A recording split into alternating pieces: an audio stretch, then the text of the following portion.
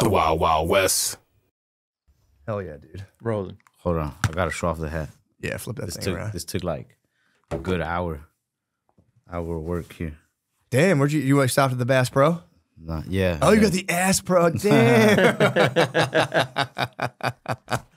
You scratched off the beat. You did it a clean job, too. Oh, yeah. Well, I didn't do it. My sister did, but it took like an hour. Your sister hooked you up? Yeah. Was it her idea, or did you be like, Nah, it was hey, my idea. Obviously, yeah. I bought like 5 of these too in case I fucked up so I can keep trying. But I asked my sister to do it and she got it on her first try. Really? Yeah. Clean, man. Oh, man, I keep bumping this table. Sorry. Oh, you're good, bro. Damn, that's fucking sick. Yeah, man, I had a vision and she executed it. I know people have done these before, but I finally have mine, you know? Yeah, exactly. This is like my greatest possession now. That's your logo. The Ass Pro Shop. That's so nice. That's what I'm going to call my strip club when I own one. You want to own a strip club? Yeah, I think that'd be cool. I just wouldn't run it. Yeah, just own it. Yeah. And just enjoy it. Every time I've seen a guy who runs a strip club, it's like he has muscles. Yeah. And he's usually like... Eastern European. Yeah. Yeah. I used to deliver beer to a strip clubs when I was younger, and it was like, it's pretty rugged, man. They got the money counters going. It looks cool. They got the money counters, but they do look pretty beaten down. And that's because, dude, imagine that's your workforce. Yeah. You got to keep, you got Also, to manage some pretty wild women. I don't know. I think maybe I could do it, though. I'd probably just have to start doing a lot of cocaine. Yeah. Are you worried that you might kind of like simp out to all the strippers working for you? Nah. I would simp. Yeah? Yeah, dude. If I had like 12 strippers I had to maintain, I would simp. If I had 12, I'd simp to maybe 2. Yeah. But then the other ones would get jealous. The rest I would treat so badly. Yeah. I'd be such a pimp. Yeah. That's always been a dream of mine, to just be like a horrible person, like a horrible pimp, you know? Yeah, true. I watch like movies where what was that show? Did you ever watch that show with By the way, Ralph Barbosa, thanks for doing the podcast, bro. Oh. I'm terrible at introducing people. Nah, no problem. You're the man. Let's talk about pimping though. Yeah. What's that show with James Franco and who was it? The Deuce. Yeah. Yeah, that was good. Yeah, and they showed the pimps outside talking. Mm-hmm. Bro, that show made pimping look so cool. Every show makes it look so cool. But why is it such a frowned upon? Or I guess because they treat women so badly. Yeah, like real bad. Did you ever read Iceberg Slim? I almost called him Ice T. Did you ever read Iceberg Slim's autobiography? I bought the book and then I read like within the first chapter. I think the first chapter made me cry. Yeah, dude, it's so sad. Yeah. It's so sad. And I couldn't read on anymore. You gotta get cold, man. Strengthen up that pimping though. I feel like that's like, depending on where your state of mind is, that Iceberg Slim book could be like somebody's 48 Laws of Power. Exactly, yeah. It can really get you. Although, dude, I don't know if anyone is built for that. If you got to find like a girl down on her luck, and then you got to convince her to go fuck guys for you for money. People don't get mad if you pimp men. No. Like, if you think about it, good leadership, that's just being a good pimp. True. It's just working your men, and making them productive, getting in their head to make them the most productive. Yeah, nobody talks about the pimps of male prostitutes. Are there pimps? Are male prostitutes just cowboys, or like are they arranged by like a strong, domineering man who like slaps them?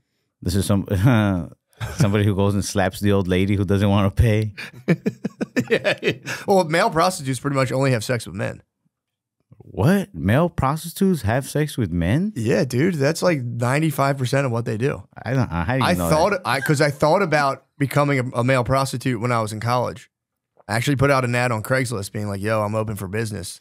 My friend told me, he's like, dude, male prostitutes. Okay, well, if you're going off like Craigslist data. Dude, I'm telling you, I think the real data is it's like prostitutes, men and women prostitutes, like 99, well, women prostitutes, 99.9, if not 100% of the time, service men. And male prostitutes also overwhelmingly service men. Men, obviously. I guess that makes sense. I mean, women get to choose most of the time who they want to bang, Exactly. So they're not calling. I mean, I think maybe like there's that whole idea there's like gigolos that have sex. And I think it's like so rare. Because I thought I'd be out there just like banging fucking horny rich MILFs. And it was just, I literally got no. You got no response? Not even from men? Not even from men. That's gotta hurt, bro. It did hurt, dude. It did. Not even the men. Dang. But, dude, in college, I took my roommate's number, and I used like a prank I would do on people. I would put them on like Craigslist personals and just kind of like give them their number, and they get like weird phone calls. And I put my roommate's number up with this like story about how he was like a young gay college man who was like looking for an older, more experienced man because like these younger men didn't know like really well. Like, dude, I like hit publish. His phone rang off the hook for real like 12 hours. Damn, bro, Non-stop. good for him. What does he do now? He's an accountant. He's an accountant? He went for that? Bro, he was pissed. He found out what I did to him, and he was like, don't ever do that ever even again. as a straight dude, I think knowing I could have had that much business as a... Bro, it didn't. And I built a nice narrative, though. I was like, I'm a young man looking for an older gay man who knows what he wants. And it was just nonstop. Bro, that dude could have killed it. And you could have just pimped him. That's what I'm saying. Make some money. I should have had more of a business mind about it, man, because I could have put him out there and made a lot of money on him. I think that and this is what do you call it? This is very dude-ish. Yeah. Maybe it's like misogynistic, but whoever started strip clubs, like, man, like I got like hats off to that guy. Yeah. Because this guy saw women, or who knows, I don't know history that well. Could have been a male strip club, the first one, right? But this guy saw the Greeks, yeah. Yeah. Greeks. This guy saw somebody and was like, oh man, that's hot. Look how she moves, right? And then he noticed that other guy is also like that.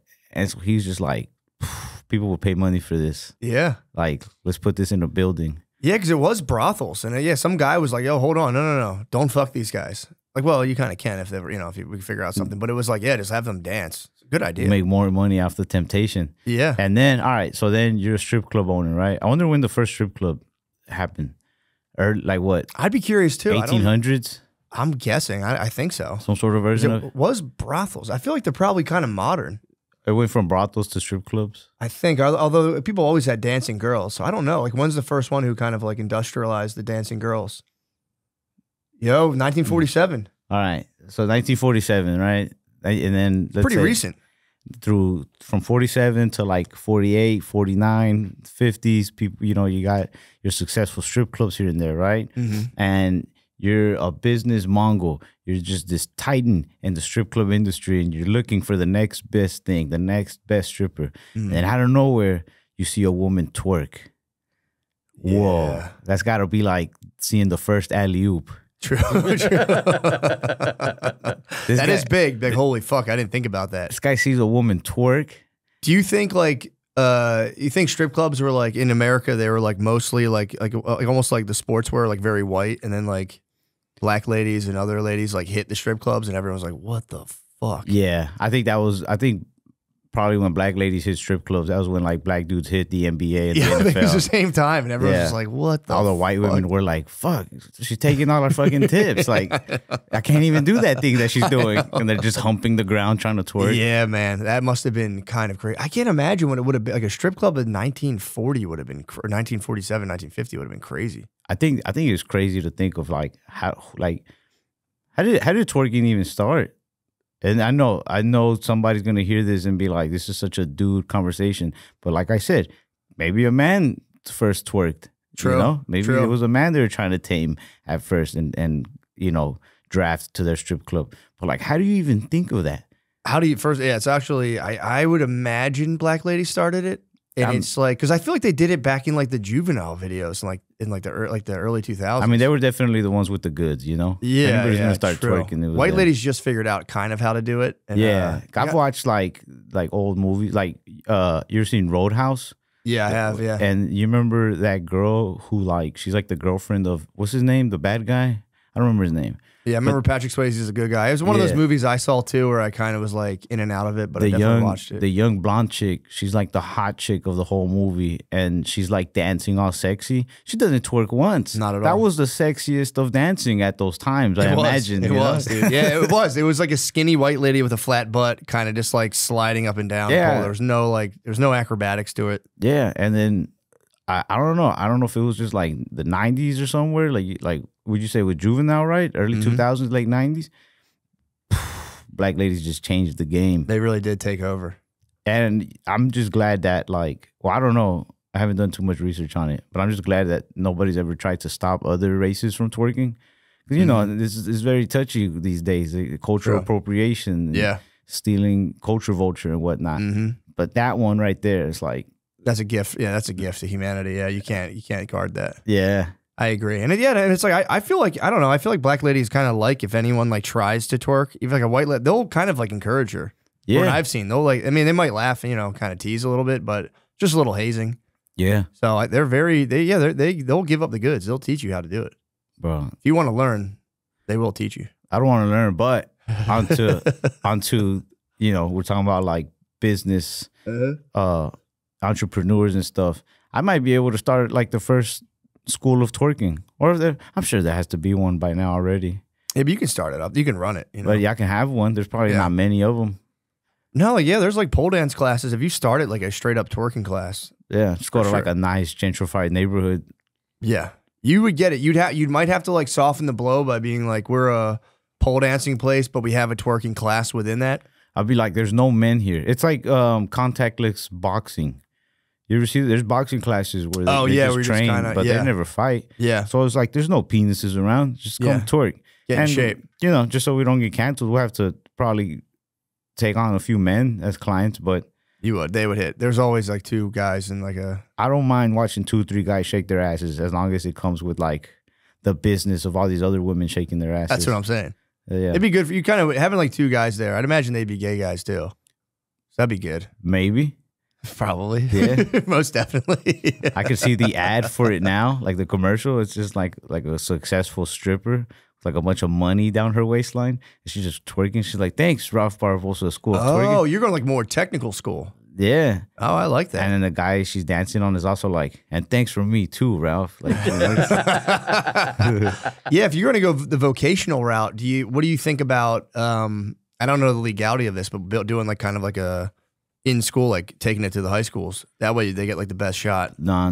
Becoming professional. No, I'm saying for like the economic advantage. You see, bro, that's the beginning of my downfall of my business. I start thinking I'm just fucking weirdo who wants to get high school girls. Like, hey, how about you put on this cheerleading outfit while you do it? I'm talking about, no, I didn't want to do that, but I'm saying, if you're saying going vocational, like they have like, you can learn to be like a hairdresser, like take these like true vocations. No, you must be at least 21. You could keep the safety gloves on. You could be like fully clothed, like just kind of doing like Pilates, just getting them ready, just building them up. I don't want to do this business no more. You've ruined my American dream. I didn't say you should. I was saying, what if? That'd be crazy. Just want to own a rental property. Yeah. Could you imagine the weird illegalities and gray areas you'd get into? Bro, yeah, never mind. I'm glad you poked a hole in this dream. No, you can still do it. You just got to stay out of the schools. College, you can get like an elective in college. That'd be cool. No, I'm done. I'm just going to go to a strip club and just enjoy that. There is something very nice about just giving a beautiful woman money. Just being like, here, I want you to have this. Yeah. You're beautiful and you're naked, and I think you should have. I work hard for this, and I really want you to have it. It's easy to give money to people when they're naked. Yeah. Even homeless people. You see a naked homeless guy approach you, you're just like, bro, take it. Yeah, get out of here. Fuck off. Yeah. I saw a lady walking down the street. I don't think she was homeless, but there was like this Indian lady just had her tits out. Just walking down the street, smiling, just kind of like, I think she was making like a statement. There's a big like women's liberation movement where they should be able to show their tits in public. That's a liberation movement? Yeah, because it's like, dude, think about how unfair that is, dude. We can take our shirts off in public. We can? I don't think we can. Yes, you can. Wait, like anywhere. To a certain degree. I'm pretty sure if I walk into CVS, they're gonna be like, whoa, what the fuck you doing, bro? They will, but if you can walk down the street. Yeah, you can work a construction job. You can be a roofer and have your shirt off all day. A woman can never take her shirt off outside. You can't take your shirt off during a construction job. Yes, you can. No, you cannot. Dude, you know how many guys work shirtless? When's the last time you worked construction? I grew up working construction. I did it my whole life. This isn't like a YMCA video. Like, no, I'm telling you. Dudes do it. There's roofers that are just, I think now there's a lot of safety in construction now, but back in the day, there were dudes in like the early 90s and 80s who didn't wear a shirt every day. Look, bro, maybe you grew up in this shirtless America of men. But I'm telling you right now, it's dying out. It is dying out. And it is dying women out. might as well not even fight for it either. Why? and then we're not even gonna like. You ever go a long time without seeing boobs, and then you see boobs? You're gonna lose that excitement because they're gonna be everywhere. I'll tell you what's gonna happen. That's true. Women's liberation. They're gonna liberate a whole bunch of male. What do you call it? You can't get hard.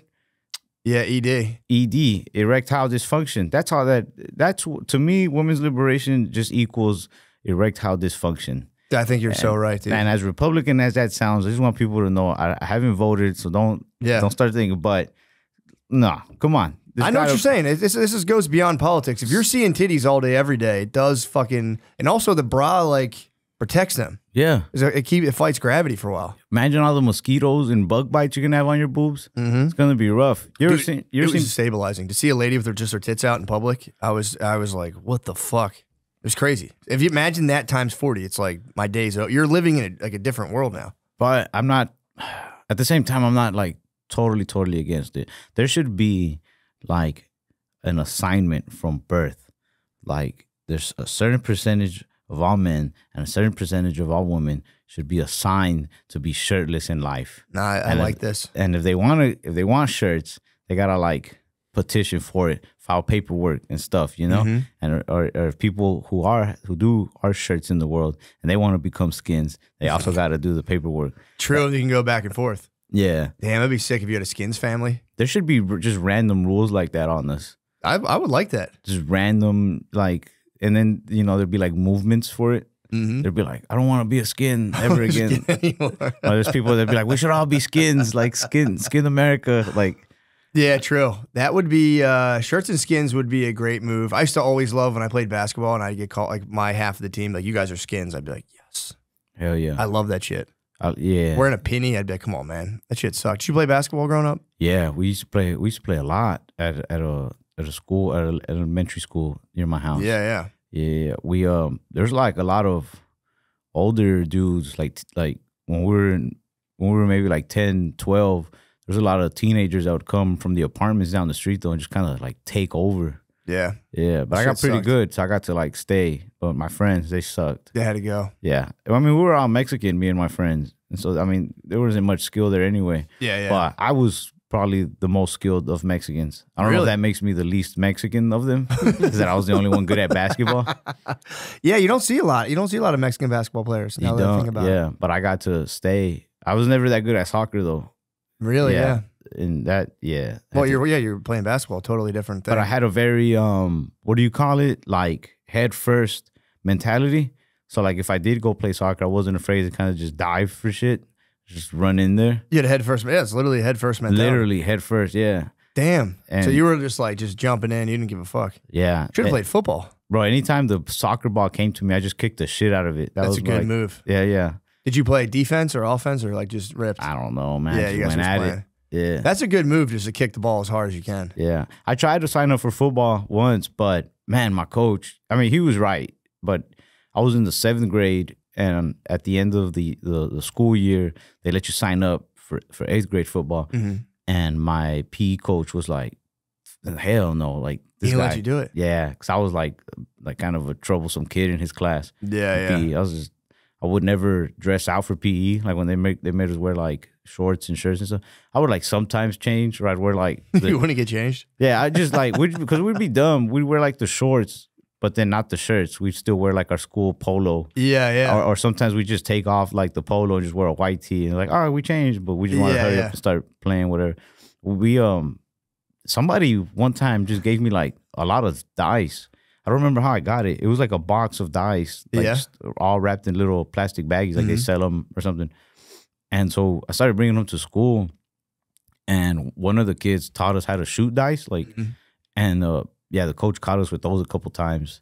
And he was just like, man, like, the fuck is y'all's problem? Yeah, what the fuck are you guys doing? I mean, not taking off the shirt would drive me crazy. If I was doing a gym class and you put on the shorts, I'm like, bro, why won't you put your fucking shirt on? What is this? I think we just like being trolls. It is fun. I was very bad in school, especially health classes. The teacher I had older brothers, and my older brother's like, dude, that guy's a fucking bitch. Fuck that guy. So I went in like, I'm going to fuck this guy's shit up. And I did. I would fuck with him. I went to an all-boys Catholic high school. So we would like be in the, this is fucked up. We'd be in the locker room. I'm noticing that there's like a heavy man pattern in your life. Oh yeah, heavy men, smell prostitution, shirtless males. It's just men, dude. It's so I'm so masked. It's crazy. I'm so masculine. Catholic male school, all boys. You know how fucked up it is to like separate a young boy from women for like 4 years, basically. That's horrible. It's weird, dude. What did you do to deserve that, you know? I don't know. And then did you have sisters? Yeah, I did. I had 2 little sisters. And then how many brothers? I have 2 older brothers and 1 little brother. Yeah, okay. Male-dominated siblings. Yeah, my dad's 1 of 10, mostly men as well. Did you in health class, did they ever give you guys the baby to take care of? No, bro. No, I went to an all-boys school. That's very realistic then. They're like, that's a fucking woman's job. Like, why would we give you guys that? No, we never had that, dude. But we had our gym teacher, who was also the health teacher, would come when we were getting changed, and he would be like, you guys got to get naked and hit the shower. And I'd always be like, I'm not getting naked and getting in the fucking shower. I'll just be sweaty. Yeah, it was pretty intense. It was really intense. Yeah. It was really intense. But what he would do when the prayer would come on, everyone would have to stop what they were doing. So when the prayer came on, I would just pull my pants down a little bit and just show my ass. So I'd keep my ass out for the prayer. And every time I'd be like, dude, you told me to stop. I was getting naked to hit the shower. The prayer came on. He would get so mad. Wait, how often would you guys pray? It would like come on, I think at the beginning of every period, like some different like prayer would come on. You have to stop for it, and they would do like a. That's got to be weird if it comes on while everybody's in the showers. Yeah, that would be nuts. Yeah, I don't know. I don't know much about Catholic school though. It was just, it was like, they stopped hitting kids like when I was in like 1st grade. So that's where they fucked up. Yeah, they should have kept it up. Did they hit you in kindergarten? I got smacked by a principal once, and then I had actually had a priest in high school who hit my head into a chalkboard. What? But I had said something about his knee. He was kind of like fucking around. Actually, it turned out he actually had some pretty heavy charges against him later on for kid stuff. But just beating up kids? Or no, like for loving them too much. Yeah, loving them. Damn. It was kind of, he had a hate-love relationship with kids, but Bro, that's fucking... But he had a niece, and I remember his niece was like our age, and I kept saying I was like bringing his niece to the prom. I didn't know the lady, but I was like, I'm gonna bring your niece to the prom and give her ecstasy. I didn't even know what ecstasy was. Bro, that's... But I said it to the priest. This sounds like a good time. He grabbed my head. It was awesome. Dude, all-boys school was fun as shit. Imagine like taking the niece to the prom. I know. On the X? I know. But like, yeah. I'm gonna teach your niece how to twerk. Yeah, true. Fucking, what is that? He literally grabbed my head and went bonk into the chalkboard, and I was like, all right, my bad. Damn. I deserve that. Yeah, that'll teach you some respect, bro. It did. I grew up getting hit, so it was like, no, it was, you know. Where is this at? This was outside of Philadelphia. Oh, shit. So this was I went to school in Wilmington, Delaware. Oh, okay. But you guys were holding down the front, no shirts. You guys? Who's you guys? Your Me? school. I'm saying My your school. The thing you did to your teacher was not put on the shirt. I mean, we had shirts. We just didn't have like the shirt. You wouldn't put on the shirt. That's what I'm saying. Yeah. Yeah, I'm just saying. I'm just trying to bring the conversation back to you. Picturing me shirtless as a kid, man. Like, I'm not picturing you shirtless as a kid. You got issues, bro.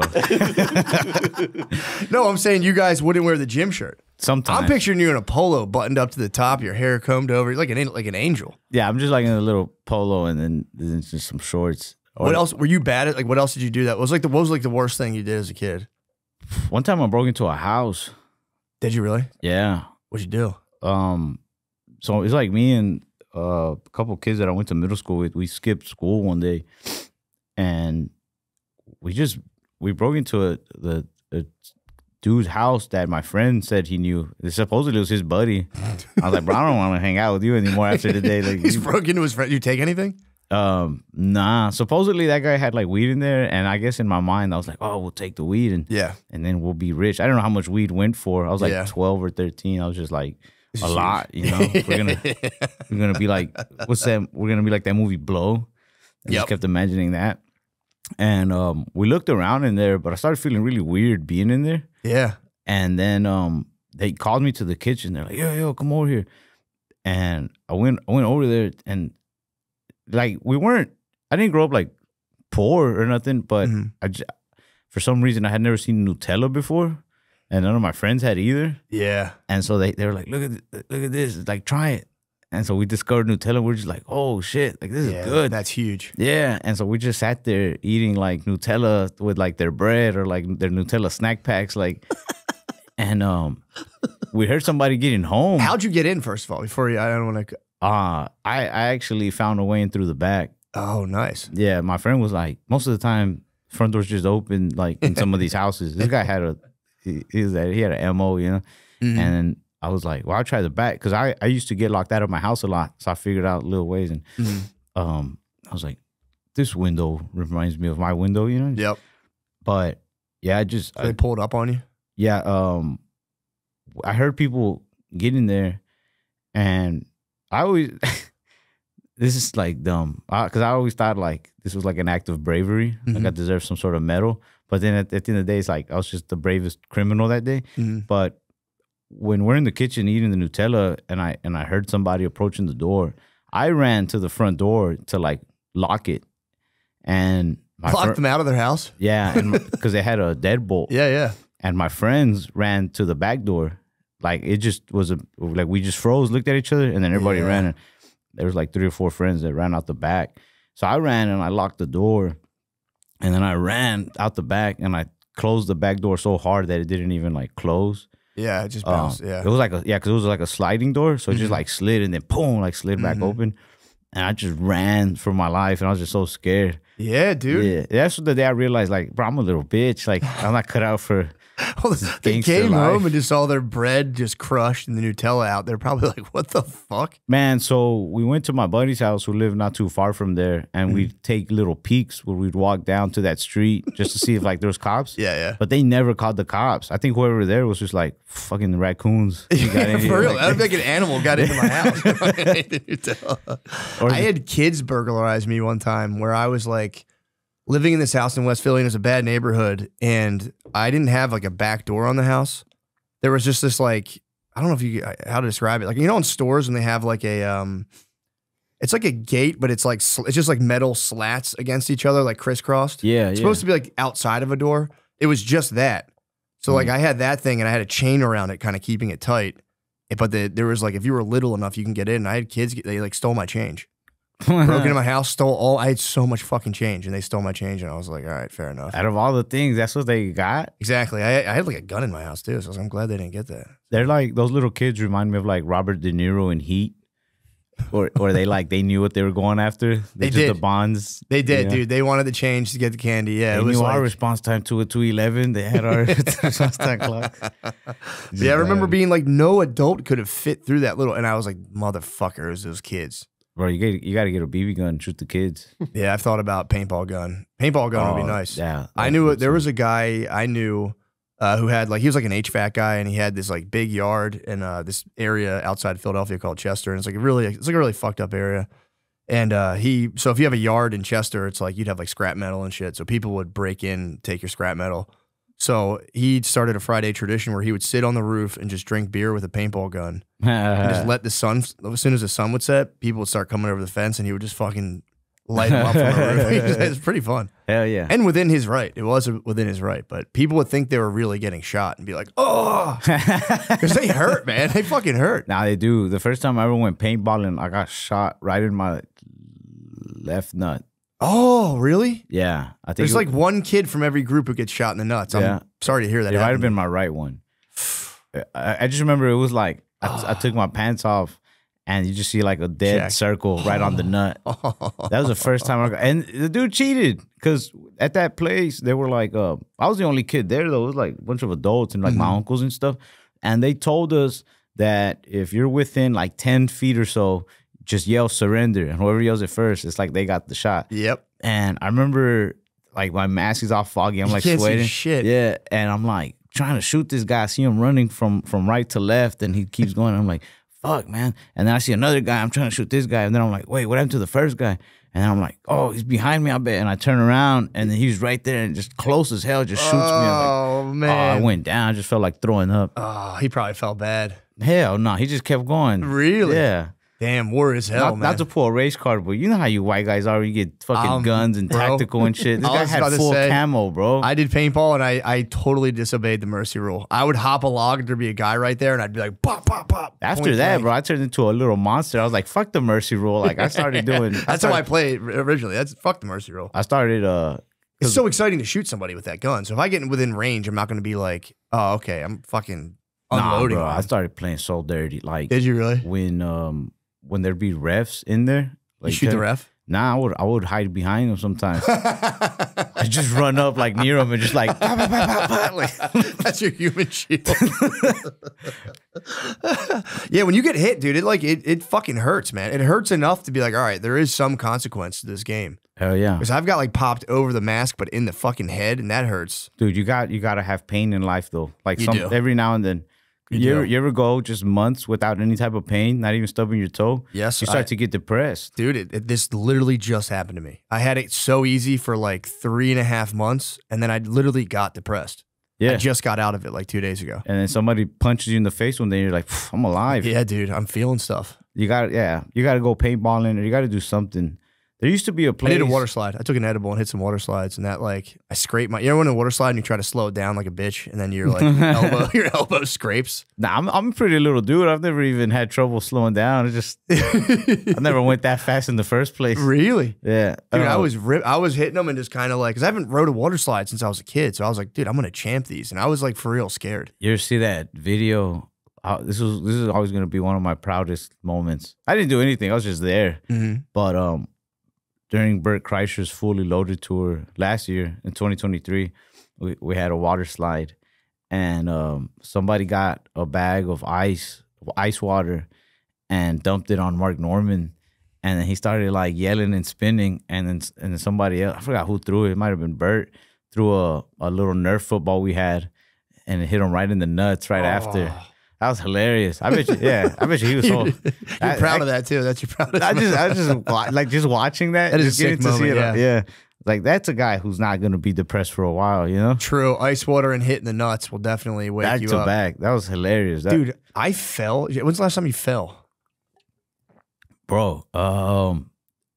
Not that long ago, but it was a very uncomfortable fall. Yeah, dude. I think what happened? if I would have fell on my ass, I would have been like, "Oh, it hurt," but then I'd been like, "That was funny." But I was walking upstairs and I did one of those face forward, hit my knee into the stair fall. I'm just like, that's such a like a grown man fall, like middle-aged man fall. Just like, oh god damn it, like motherfucker. Like, I just wanted to blame a kid. Like I fell recently going to the bathroom at night, and like it's like pitch black, and I forgot I had to travel, so I had like my suitcase out, tripped over my suitcase. I'm naked, and I just fell like down, like you were saying, on your belly, not on your back. I fell belly down and just laid like on my you have suitcase. A shirt on?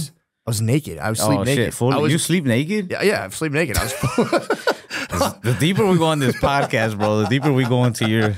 You don't sleep naked? Nah, bro. Why? I don't know. Someone breaks in, you get to mad dog them naked, and it's fucking. I guess that's a good defense mechanism. Yeah. What do you do? Do you like classic PJs? Nah, I don't do that either. Like, what do you mean? What's classic PJs to you with the little hat? With the little... I can't believe people were using that at one point. Well, if you didn't wear the hat, you'd probably die. You get like catch a cold. What? That was why they wore hats? I don't know if it's cool, but like it's just crazy. I would imagine because it was cold. They didn't have like heat like that, so you'd have to wear like a little snow cap. I'll just die instead of look like a little bitch. That's what I'm saying, man. They were wearing those little weird elf hats. Dude, I feel the same way about bike helmets. Yeah. Fuck that. I see people with adults with bike helmets. I'm like, bro. I would wear one if it got to be like painted like candy or something, or like some sweet paint job. True. Where it's like the mouth. It's like that would be sick. Change colors when you went by. But I probably would never ride a motorcycle.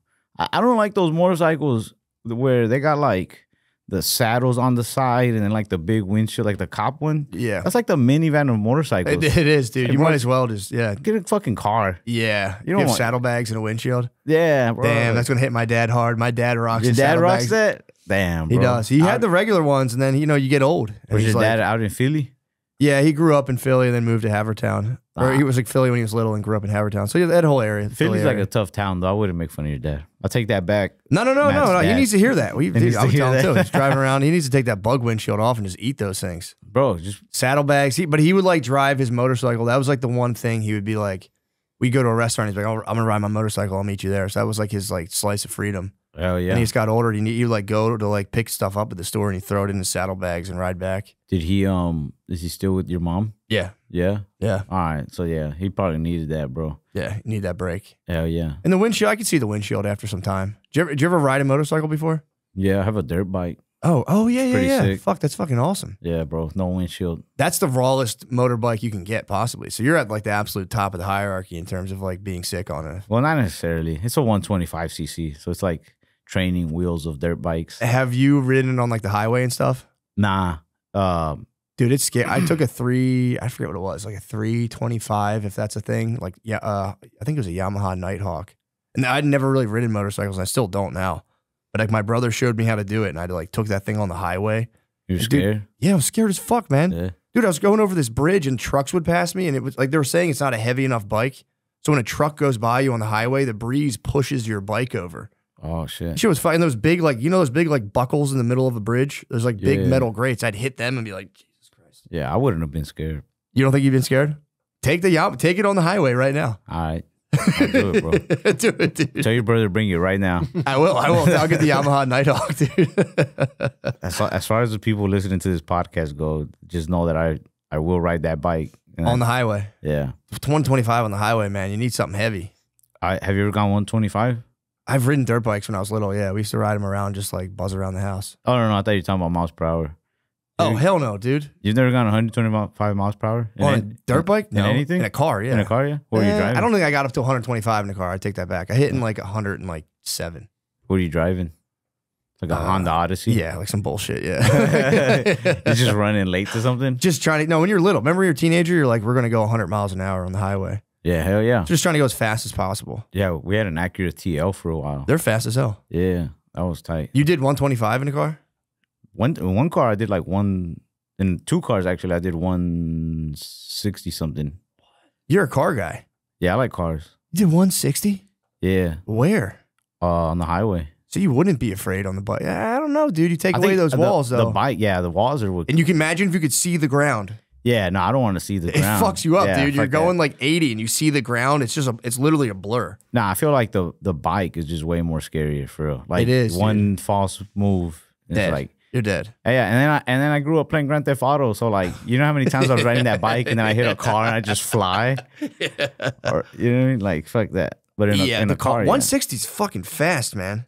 Yeah, 160 is pretty fast. That's when like things start like they're like 200 yards away and it's like they're right at you. Yeah, they look like they're barely even moving, the cars. Like they're still moving, but they look more closer to being still. Are you still about that speed life? Or are you slowing down? Because that's like, bro, you're flirting with disaster. 160 is like. Nah, this was like last. You want an untimely celebrity death? This was like last week, bro. What? Yeah. Are you gunning for like an untimely like James Dean? Nah, but I do want to hit 180. I've always wanted to hit 180. Just that's the goal? Yeah. And you're talking about on the street, not like a track. Nah, yeah, on the street. I would like to hit a track and see what that's like, because I feel like that's where you get to really see what your car's about. You know what I mean? Yeah. When they got like those little circuits and all that, and they get to see what their fastest lap time is. That's got to be sick. I want to see like if a car that not that I build from the ground up, but if a car that I somewhat build could like. What era, that would be actually cool as hell. What era do you like specialize in? I saw you had some like, it looks almost like, I guess they're classic cars. They're 20 years old, right? Some of them. I don't know what you saw, but. I saw you had a thing on Instagram where you had like, it almost reminded me of like a LeSabre or something, one of those, but you really like cleaned it up. We buy them and sell them a lot. Do you really? My dad and I, yeah. That's like, fucking sick. So there's a few that I will never sell. Yeah. But there's a couple that I'm like, I just kind of wanted to drive it for a while and then I'll settle it and buy something else. What's your what like era of car do you like? Do you like restore them, you're saying? Not necessarily restore them. I just like, and that's something I didn't know about myself until I started being able to actually buy the cars. Oh yeah. I don't like the collectible ones that hold their value as long as you never touch them. Yeah. But I do like some of those, but maybe like with more mileage, something I could like change stuff in. Yeah. Also like sleeper cars. I actually won a Camaro. I won a 2019 Camaro in a game of horse. Just high stakes horse games. What? Yeah, that's the life of Ralph Barbosa, baby. Horse? You're like basketball horse? Yeah. What? You took someone's pink slip in horse? What was the winning shot? Just a jump, bro. I have a cold jumper, like a mid-range jumper. Yeah, that's good. That's nice to have. Most people like maybe they could make 1 or 2, but if you go from maybe like a repeat spot, yep. Bro, they'll miss. They'll miss before I miss for sure. Yeah, you're talking about like just within the key, kind of that like 5 to 7 foot jumper. Yeah, it's a good move. Good, bro. And damn, you took someone's Camaro. Yeah, and the risk was I lose an '88 Super Sport Monte Carlo I had, but I was trying to get rid of that car anyway because the car was in just like mint condition and maybe like 24,000 original miles on it. But like I said, like it was only gonna keep its value if I just kept it so clean. Yeah, what's the point? Yeah. So then I had been looking to buy like a 2016, 2017 Chevy SS. You ever see those? Yeah. And I wanted one of those because they look like a Malibu, but they got the 6.2. Do they have the stripes and everything or no? I don't know if some of them come with stripes, but anyway, But you wanted one. I wanted one because I felt like that was a cool daily driver car. Mm-hmm. It looks like something you'd totally underestimate, and it draw way less attention. But if you needed to smoke somebody, you could. True, yeah. So I got that Camaro, and I was like, all right, well, I'll get the Camaro and I'll get the title transferred under my name, and then I'll go if I ever find the Chevy SS like at a used dealership or something, I can go trade it in. But the dude who showed me Chevy SS is this mechanic dude I know named Jacob. He was selling his around that time. Like literally the week after I got the Camaro. I think he took it to race week where they go like city to city, like to different drag strips. And he kept finding air tags on it where people wanted to track it to go steal it. What? Yeah. And he just had his son. So he just was like, man, I don't want people trying to steal my shit, especially if I got my son with me. So he's like, I'm just going to sell it. And I was like, bro, I'll trade you the Camaro and some cash. And he was like, fucking done. And I guess he's going to sell that Camaro now. I don't know. Just trade it in for whatever. But now I got that Chevy SS. And he put he did a lot of work to it, which I didn't think about that. I don't know if it's more than I can handle. The thing's pretty fucking fast. Strong. It's fast as shit. But like I go pick up my son from school and she's like, it's pretty, yeah. Yeah, that's sick. My dad was real into collecting like old muscle cars. It was like a phase. He gets like real into stuff and whatever. But yeah, my first car when I was growing up, I would drive like a '72 Chevelle, I think. Why do you say it's like a phase? Why do you keep hating on your dad? I'm not hating on him. This is what he does. He gets in. Like, my dad's lazy. He has saddles and dude, I'm just through phases. He's the man, dude. For real. I mean, having to be in, he's like 60 something, just ripping on a motorcycle with his windshield. It's totally respectable. That is pretty sick. Yeah. But I would say the same thing. I'm like, bro, get a fucking bike, bro. We're all dog. We have our family's very. We like to fuck around with each other. Hell yeah. Yeah, he's a fucking beast. But he used to collect old cars and same thing, like restore them, all that stuff. So my first car that I got to drive in high school was like a '72 Chevelle. Damn. It wasn't whatchamacallit. You had to like, what's that called? It's not fuel injected, so I had to like goose the gas pedal in the morning and just carbureted. Like, yeah, you had to sit there and just kind of like hit the thing down. But that thing fucking, I don't know why he let me drive that. I think like if you literally hit the gas all the way down, it would go and like peel out. Oh shit. It was sick. Like one of those things. Yeah, I fucking crashed like pretty quickly. Like, you crashed low it? stakes, like I was pulling up to my cousin's driveway to pick him up, and my screen was just like the windshield was foggy, and I just crashed into his. I like ran into his dad's car on accident. I couldn't see. I've only been in like one or two. I don't even know if you can call them wrecks, like fender benders. When I was 12, my grandma had a Jeep Liberty, and I took off in it. I wanted to buy like a video game. I had saved up money. I had like 90 something bucks saved up, and I took my buddy with me. We went to a GameStop. I was like, you be my second set of eyes, and we're both just like adrenaline pumping. Dude, it's so scary when you're little driving a car when you're not supposed to. Yeah, my grandma was just asleep at home. Crashed it? They couldn't sell me the video game because it was like you need an adult there. So I was like, like I gotta drive home now. Yeah, so we got in the car and I'm trying to like exit the parking lot onto the main road, but there's a lot of cars coming in, and the front of the car was like sticking out too far. So I got scared and I just like slammed it into reverse, and I slammed into this dude's Dodge Ram. And it was this big old white dude, and he just looked kind of like surprised to see this little 12-year-old come out, right? Yeah. And he's just like, what the hell, man? He's like, do you have insurance? And it's like, do you have parents? And I was just like, man, I'm going to be 100% honest with you. Like, I don't know how insurance works. This is my grandma's Jeep. I don't think she has insurance. Like, she doesn't know English. So, like, I don't know if she even did all that. I was like, I know body work must be, like, expensive because I dented his bumper in or whatever. I was just like pleading with him. I was like, look, man, I was like, this is like $98 and it's all my money, like ever. Like, just take it. Yeah. And he was just like, just get out of here, man. But that's crazy. That was nice of him. Yeah, it was, but at the same time, it's like your punishment is like, just see if you can make it home. Like 12-year-old. Yeah, but he took your $98. Yeah, he took the money. He was like, just get out of here, man. But man, yeah, I was just like, all right, fuck it. And did you fuck the Liberty up? Nah, bro. My grandma like never found out about that. I got bagged before she woke up from her nap. That's not bad.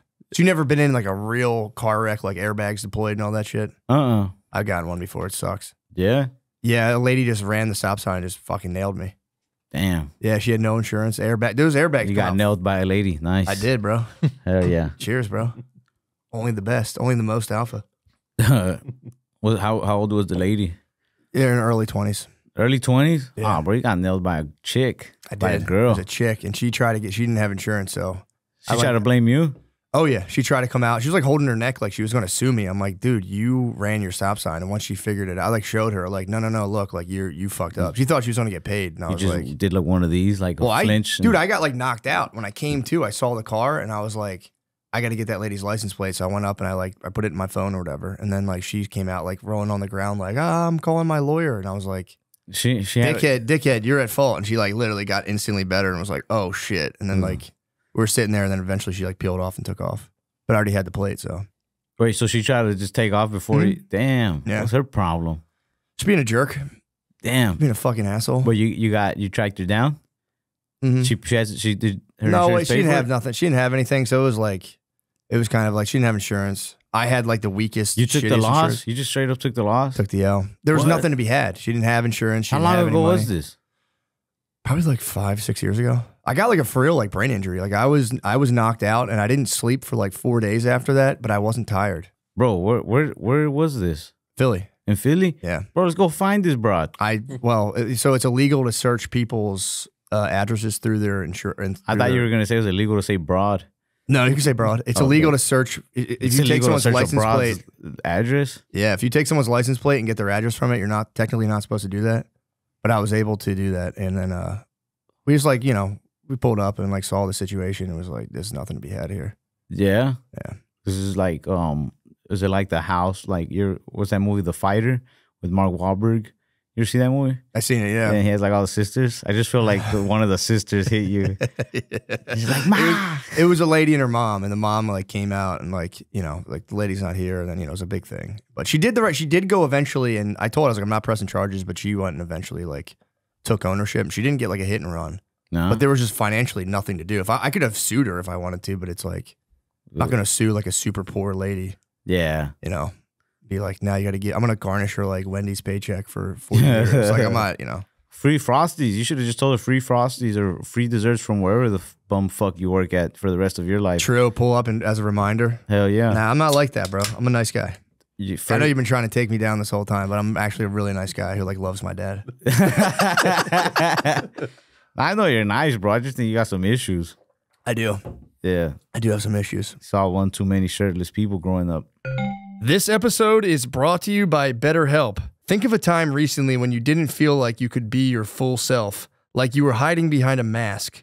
October is the season, the spookiest season for wearing masks and costumes. But some of us feel like we wear a mask and hide more often than we want to. At work, in social settings, or even around our family, therapy can help you learn to accept all parts of yourself so you can take off the mask. Because masks should be used for Halloween fun, not our emotions. I mean, what a beautiful message. We all got to take off our Halloween masks. Or maybe I really am Jason. If you're if you're thinking of starting therapy, give BetterHelp a try. It's entirely online, designed to be convenient, flexible, and suited to your schedule. Just fill out a brief questionnaire to get matched with a licensed therapist and switch therapist at any time for no additional charge. Take off the mask with BetterHelp. Visit BetterHelp.com/MSSP today to get 10% off your first month. That's BetterHelp, HELP.com/MSSP. You know what we all need to get more of? Off our ass. With bold new flavors and a refreshing citrus kick, Mountain Dew will get you off your ass and have you feeling like you're on an actual mountain. A mountain where the weather is always perfect, your friends are ready to hang, and a day of epic proportion awaits. All right, call out my favorite flavor. Voltage. I'll go with Voltage. I like a nice Voltage flavored beverage. Talk about what game/activity you'd play with friends. I don't know, Sean. What do you think we would do if we had if we had like an ice cold Voltage flavored Mountain Dew? Do you think we would maybe kiss forever? Nice. The mountain is calling. You should answer. Grab your friends. Grab an ice cold Mountain Dew wherever refreshing beverages are sold, and do the do if That's what you're up to. Do the do. Thank you. Is this in shot, by the way? Yes, it was. All right, good. Hey guys, huge announcement here. This weekend I will be in Milwaukee. I hope I spelled that correctly. That's off memory. I'll be there this weekend, Thursday through Saturday, this weekend. The dates would be the 24th through the 26th. If I'm not mistaken, please come out to that. I'm begging you guys. Ticket sales look okay. I'm not mad at them, but let's try to bump them up if you guys can. If you can't, I totally understand. I would never bother you. 11:15, Tysons, Virginia, Capital One Hall. I think that's close to Washington, D.C. No knock on Tysons, Virginia. I'm just saying if you guys want to kind of come in from there, I don't think the commute would be too bad. Well, I don't know. Maybe it's far. Just check it out. Also, 11:16, New York, New York, as part of the New York Comedy Festival at Town Hall. I'll be there for a night, so come to that. And also, here's the big one, 11:29 to 11:30, I'll be in Irvine, California at the Irvine Improv. Come on out. What do you say? Why wouldn't you? Matilda! Dude, I can't believe you never saw a shirtless construction worker. That's crazy. Did you work construction? Yeah. You never saw, what was your like field of construction? I was on the electrical side. Okay. Yeah. I did electrical before. Yeah. What did you do? Were you like a helper? Or did you run it, or like what was your Yeah, nah, I was not running shit. outlets and shit? That's what I did. Yeah, I did like outlets.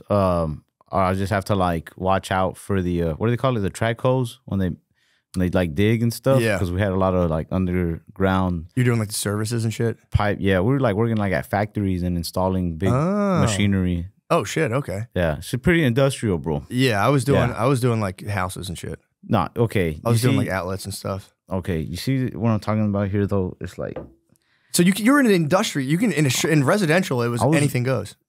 I don't feel like that's true either though. You can't just go to someone's house and take off your clothes, bro. If it's a shell, no one's there. It's a brand new house. Talking new construction, old construction. Okay, New construction, no shirt, no problem. maybe that's how things go in Philly. True. Here, the construction guys look like fucking Fallout characters. They have like We got a mask all over, the sleeves OPs on. and shit. Yeah, it's crazy. They look like fucking creative players in Fortnite. Yeah, bro. Because we have a structure in good old Texas. All right. It's not a free for all. Bro. Yeah, isn't it Philly where crime runs rampant? True. And men are just twerking off the walls. When's the last time? Have you been in Philly recently? Yeah, I went not recently. It was already like, when it was during WrestleMania. Okay, yeah, that was relatively recent. I saw that guy Drewski there. Did you really? Yeah, I'm a big fan of Drewski, but he didn't want nothing to do with me. What the fuck? fuck? It's understandable because like the situation. What's the situation? What are you talking about? I guess we were staying at the same hotel. Gotcha. And I was leaving the hotel around like 3 or 4 a.m. to go to the airport. And as I'm getting in the car, my buddy was like, yo, that's Drewski. He's like walking towards the hotel. And I just yelled from like the other side of the street. I was like, Drewski, let me get a picture. You wouldn't do it? His security just looked around like, who yelled that? And they just like zoomed into the hotel. Yeah, true. Well, so that's why I'm like, all right, I understand that. Like, yeah, that makes sense. Probably thought it was like some drunk, crazy fan. Yeah, true. He didn't know it was two young kings in passing. Yeah. You should hit him up. Re-hit him up. Like, dude, that was me who screamed at you, and I'd still like that picture. I don't think he's going to open that. You don't think so? Nah. True. It is funny to see who you can, who will actually respond to you. Because you're pretty big in comedy. You get around, so it's like, have you, like, tried to reach out to, like, famous people to see if they'll honor it? Or, like, how do you go about that? Man, I rarely reach out to, like, a famous person. But if they reach out to me, I'm just like, hell yeah, we're friends now. Yes. Yeah, it is cool. It's a cool feeling. Me and Paul Wall, we talk. That's tight. Yeah. He's a businessman too now. He's like all cleaned up. Yeah, he got the comb over now. Really? Yeah, that guy's different. Well, as a white rapper, you have to eventually, if you get too old and you still look the way you did when you're 20, it doesn't age well. Eminem never did a comb over, but he did grow a beard. He had to switch it up because it's like if he was fucking 50 with blonde hair, dyed blonde hair, it just starts to look kind of like, dude, what are you doing? Yeah, that's true. People don't think about that. White rappers do have to go through a lot, man. White rappers, they gotta like, and then I don't know. Did you ever watch that guy? Did you ever see that guy? His name was Lil White. Did you see him? Yeah, I actually have. Yeah, from Memphis. Yeah, I remember that guy. I can't picture what he looks like, but I have definitely seen him. I don't know where he's at now, but that's one white rapper that I'm like, why didn't he like? I don't know. He should have been more popular than he was. He was white, but he was like, oh yeah, different. yeah. You know what, man? He kind of looked a lot like, who was that other guy? He looks like he owns a strip club in that one picture. He does, dude. See, look, that's him now. I wonder what happened to him. He kind of cleaned it. He went like full Conor McGregor, like neck tat, kind of businessman looking. Yeah, that there was another guy. Oh my God, who's the Riff Raff? He kind of reminds me a little bit of Riff Raff. A little bit, I guess. People shit on Riff Raff a lot, but man, you ever heard that song Time by Riff Raff? Look up that song on YouTube. I like Riff Raff. Bro, that song, it'll make you cry. Really? Hell yeah. Yeah, they can do it to you. Crying to a Riff Raff song would be crazy. Did it really get you? It made you cry? I mean, not me, because I'm a man. True that, yeah. But, no, they could get me. I could see that. Right. That like Riff Raff for real was like a bona fide. He was like a sick celebrity. He was like a cool dude. Yeah, he had those weird chompers, those fucking. He had the X Factor. Yeah. Wasn't he in the movie Spring Break? Oh, I don't know. I think he played in like Harmony Korine did this movie, and he played like a drug dealer, and he was a good actor too. I never watched that movie, but that's the one where James Franco sucks the gun, right? He puts the gun in his mouth. Dude, I'm the worst with I see movies. Yes, he wasn't. Yeah. Yes, I'm thinking that might have been the one. Oh fuck, that was Franco in the movie. Or were they just like basing it off of him? I don't know. Maybe Franco and Riff Raff were in that movie, because I forgot. If I was Franco, I'm thinking Riff Raff played that character. Fuck that, bro. Riff Raff should sue them. He should sue Franco for he literally trying to beat him. Yeah, true. Yeah, I guess Franco did suck a gun in that movie. I probably like walked out during that. I was probably like, I'm not fucking watching this bullshit. Fuck this shit, dude. Everybody's saying they walked out of Joker. I heard the Joker gets raped, right? Isn't that like what? Someone said like there's a 3-man on 1-man rape scene. Why? Why did they do all that? I don't know why they did that. I'm gonna be honest, and damn. Yeah, that's fucked up. They took that. Did you like the first one? I like the first one, but maybe this is me just having a little bit of that like toxic Texas mentality. But when I saw that the movie was called Joker A Folie or some shit like that, I was like, "This is gonna be so gay." When it had the French shit, yeah, I was like, "You don't have to apologize for that instinct. Why do you keep apologizing for having just like a proper masculine instinct?" Like, people get mad at shit like that. Who though? I don't know, on the internet, you know. I don't gotta worry about them. All right, people get mad all the time, dude. I saw. But I hear what you're saying. But you can say, it is a correct instinct to see a French title and be like, this might be kind of gay. I was like, why would they do that? Yeah, that sucks. What is the title of it again? Like Jean Babylon? Je ne sais quoi. Oh, he does the Joker gets gang raped by prison guards in Joker 2. After he called out the abuser. So now they made Joker a victim, you know? Well, he said, very glad I will never watch this movie fully. They ruined the first movie's legacy. How about that? Yeah. How would you take that, scriptwriter? That's crazy, too, to be like, we're going to start this off with a prison gang rape. Whoever wrote that review, fuck them, too. I know. Because they're just like, they ruined the first... They're just sucking the dick of the first movie. To say the legacy, too. Calm down, bro. The first one was just a good movie. Like, it's fine, you know? Like, that's just the legacy. Imagine looking at it, thinking about movies' legacies. I just think it's crazy to think there's like a legacy like on Max. Like, you want to see my legacy? Sure. You have an account? It's like, shut the fuck up. Yeah, that would. I always think. Do you ever think about like the world of very serious men? Yeah. It's kind of, that's what they're up to. If you're not funny, you're like thinking about movies' legacies. You're like, they've tarnished the reputation for all time. This movie will never. People who write movie reviews. Yeah, dude. I took my son to watch Inside Out 2. Great movie, too, by the way. I thought that movie was hilarious. They didn't make me cry, but it made me laugh a lot. Really? Yeah, I love that movie. It was good. And I saw this one post on Instagram randomly where somebody was just talking shit about the movie. And they did it such in an educated movie critic way. And I'm just like... Dude, suck a dick. Yeah, like, dude. What's your problem? This is just a funny cartoon movie. That movie helped me. I watched it and I was like, yeah, dude, I do got to take it easy and just start going like a little, like when she, I don't want to spoil it, but when she has that ending skating scene. Yeah. No, let's she's spoil like peaceful. When she was peaceful at the very end. People have seen it by now. True. Dude, that movie for real, like for 3 days, I felt like I was like tapped into that state that I watched that girl. When she was like, you're not good enough. You're not good enough. Yeah, dude. But when I saw that she stopped caring if she was good enough or not, I'm like, she's never going to be anything in life. You don't think so? You think she's going to settle? She's going gonna be a fucking loser. I didn't think about that. Probably a housewife or something. Yeah, just settle. Not that housewife is bad, but I bet you she's not gonna have like a successful man. Yeah, she won't be. You don't think she'll have a successful man, or she won't be slamming other ladies into the boards on the hockey rink?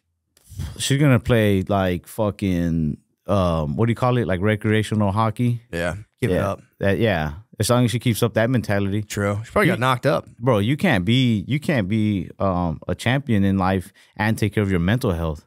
This is stupid. You got to just grind yourself into a pulp. Yeah.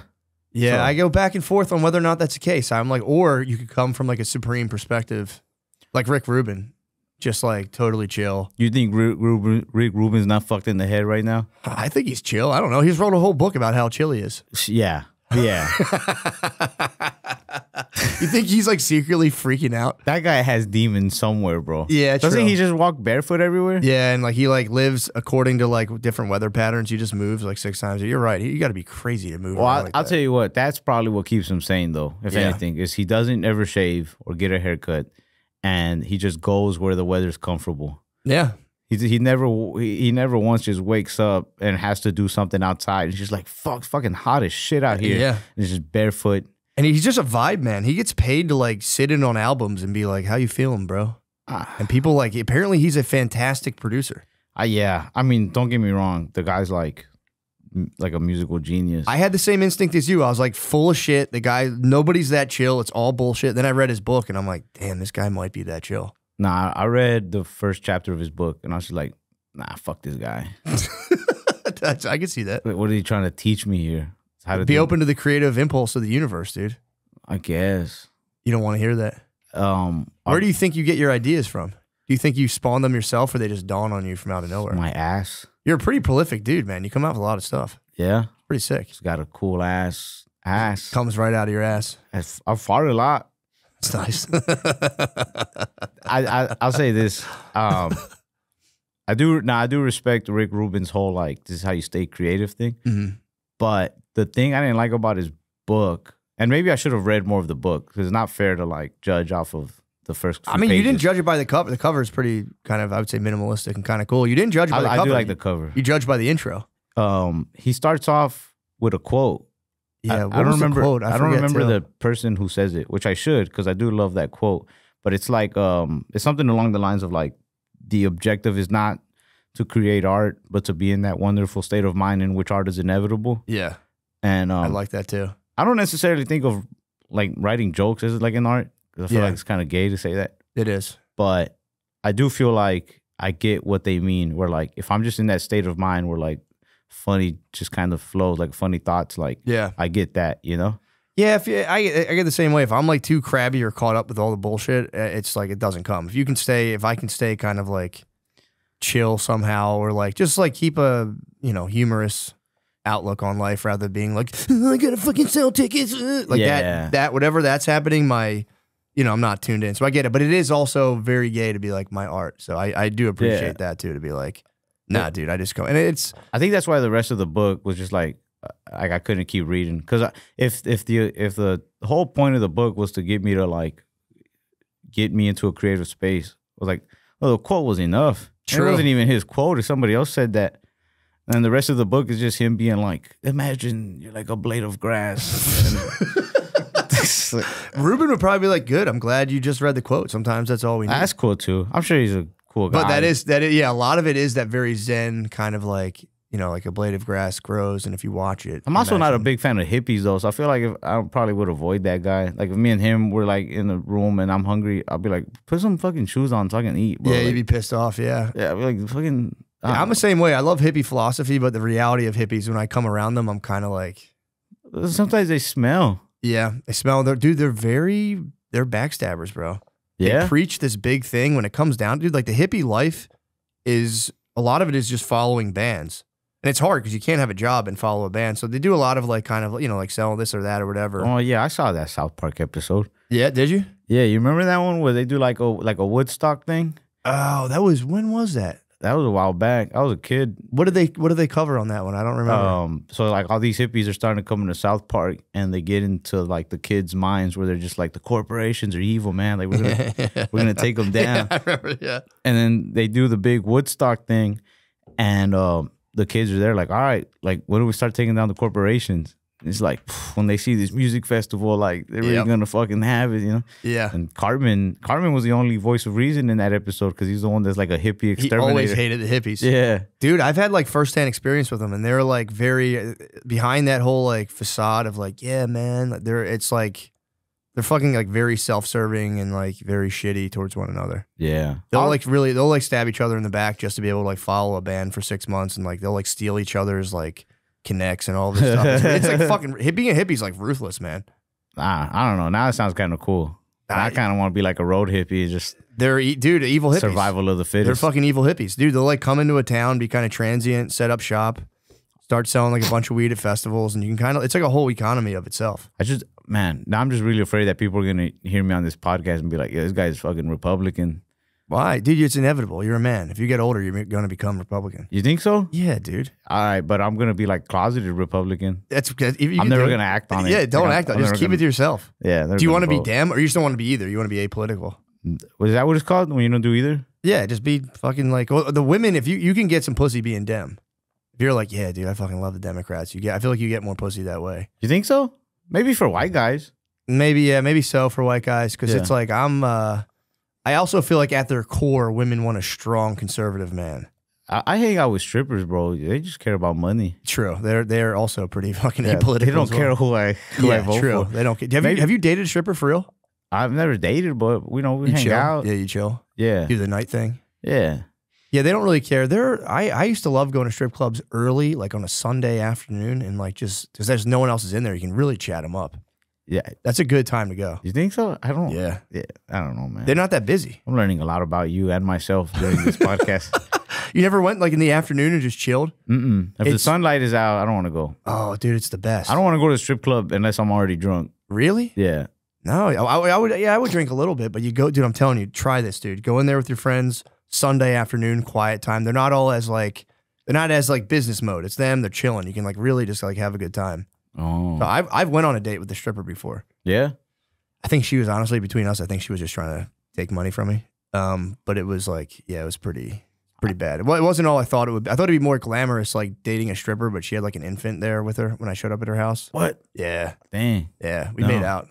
So no, it's very humbling. It's more humbling than you would think. It is humbling, dude. But I do like just kind of like partying and hanging out with just women of the nightlife. You like that? Bottle girls, bartenders, you know, strippers, whatever. Like, because those are the girls that like just want to have fun and they're not expecting you to like go on real dates. True. But I did meet one, and I won't say in which city because then I feel like she's gonna know I'm talking about her and she'll probably get her feelings hurt. I did meet one that I do feel like she was very much like I was her ticket out. Mm-hmm. And if I'm your ticket out, you're not doing so good. Like you're like pretty down in the dumps, you know? You're doing well. What are you talking about? I don't know. I just feel like there's so many better ticket outs. You know? Yeah. But you felt that pressure. Yeah. See, I would cave instantly. I'm such a simp, dude. I'd be like, come on, I'll make an honest woman out of you. Yeah? Yeah, I know myself. I'm old enough now where I know myself. I think before, when I first started getting attention from women due to success, I was a little bit like that. I was just like, but I wouldn't really do it, you know? Yeah, for sure. But now I'm at a point where like I can be honest. I'm be like, nah, don't expect me to be very righteous. True. Yeah, I think I'm pretty shitty. That probably turns them on though. When you're telling them you're not righteous, they're probably like, damn. Yeah. It's tight telling a lady like I'm not righteous. What Why are you gonna do though? So are you gonna like try to find are you just gonna keep messing around with women of the night, or are you gonna try to find like? I think I'll find like a girlfriend eventually. True. But I'm never gonna get married. Yeah. I don't think I could do that. Yeah. This is kind of like a little weird to me, and like I don't want to legally bind myself to a person. Yeah. I'm just afraid of legal stuff, paperwork. I've done it twice. You did it twice? Yeah, I've been married, divorced, and now married again. 2 kids. Okay, well that's good though. It worked out the second time. Yeah, it's going, but it's like it's pretty. I kind of agree. It is a weird. If you like, I've heard of this before. If you look at the legal agreement of marriage, it's the worst deal ever, really. But at the same time, it's like the saying, like, would you ever sign up with something like, yo, if we stop talking, you're gonna take half no matter. It's like legally, it's a bad deal for a man. It's like if I love somebody, why do we have to split shit 50-50 if it doesn't work out? Yeah, I think it's just set up for like it's kind of like in a so that women can't get like basically abused, like knocked up, not like hit, but like knocked up.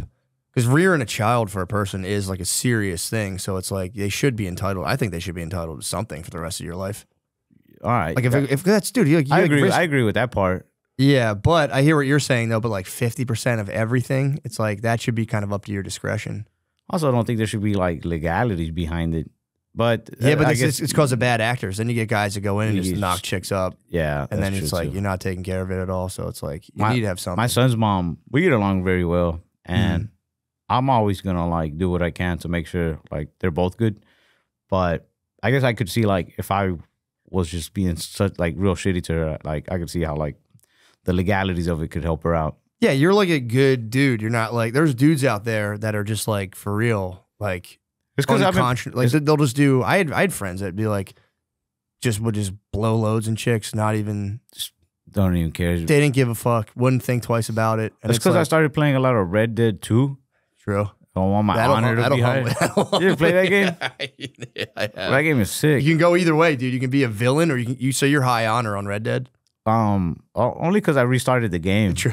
Because did you have like a wicked life on Red Dead? Yeah, I was going bad for like I was already like to chapter 5, and like at the end of every chapter, I was getting that wolf that like, you know when you. I never made it that. I've only like kind of seen the game and got like the feel for it. So yeah, there's a wolf that comes after you. Yeah, like in between chapters, every time you go to the next chapter, right, the next level of the game or whatever, it either shows like an elk. If you're like this honorable man, or it shows like a wolf, like just staring you down. Damn. Yeah, or I think it's like a wolf, like a black wolf looking thing. And I was just like, man, that's pretty sick, like that wolf thing, you know. But then I was just like, I don't know. I always thought my honor was in the middle, and then one day I checked it because I never check it, and I had like really low honor. Damn. And people were treating me like shit. I would say, howdy, mister. So people walking by and they'd be like, you moron. And I'll fucking shoot the guy. Yeah, I mean, what else are you going to do? He provoked you. So I'm trying to redo the game, but with high honor to see what the difference is. But it's hard, bro. Like I know, man. It must be difficult. I was riding my horse the other day, and this dude rode by with his horse. He's like, that's a mighty fine horse you got there. He's like, you want to race him? So I was like, hell yeah, I'll race the guy. And when he got ahead of me, because he fucking cheated, piece of shit. But I remember for some reason, like I guess his horse knocked him off, but I'm riding my horse full speed. So like the guy gets off his horse or falls off of it, and then like I immediately run him over, and I lost honor. And it's like, bro, that's manslaughter. Was it an accident, or it was an accident. It was involuntary manslaughter. Yeah, but I still lost honor for it. What? Yeah. So I'm suing Rockstar. Yeah, true, man. That's fucked up. What are you gonna have to do to like make up for it? I don't know. I gotta probably say hi to a bunch of NPCs. Yeah, you're gonna spend the rest of your life making up for that crime. Hell yeah. Damn, you didn't even try to run the guy. It's so hard to play those games and not just murder everybody. Bro, in the game. I accidentally, I didn't even pay attention. I rode my horse by somebody's campfire, and I just heard a voice. No, I just heard a voice being like, "This camp ain't for. I didn't invite any visitors." And then I turned around to see like who's talking, and the guy had his gun on me. And the guy pulls your gun on, you got to shoot that guy. Yeah, you do. That's just Texas law, baby. Does that fuck up your honor if you? I lost honor for killing that guy at his campsite. Look, man, none of us are gonna be perfect. You got to do what you got to do. I think it'd be. Here's the thing, though. What the fuck, Rockstar? Like, why do you put that in the game, bro? Like, I already gotta have honor in real life, not gotta have it in the game too. Like, I came here to escape, bro. I came here to kill old 1800s hookers. Yeah, man. Now you got to worry about being judged and stuff. Yeah. I agree. That kind of does ruin it just to put like a moral pressure on the whole thing. Yeah. I'm just going to go back to playing low honor mode. Yeah. You have to. It's kind of, there's something crazy about like just being a good boy in a video game. It's like, bro, and then you're going to snap. No matter what, your character dies at the end. Your character gets tuberculosis in the game. Really? Like he's fucking Doc Holliday or something. What? Yeah.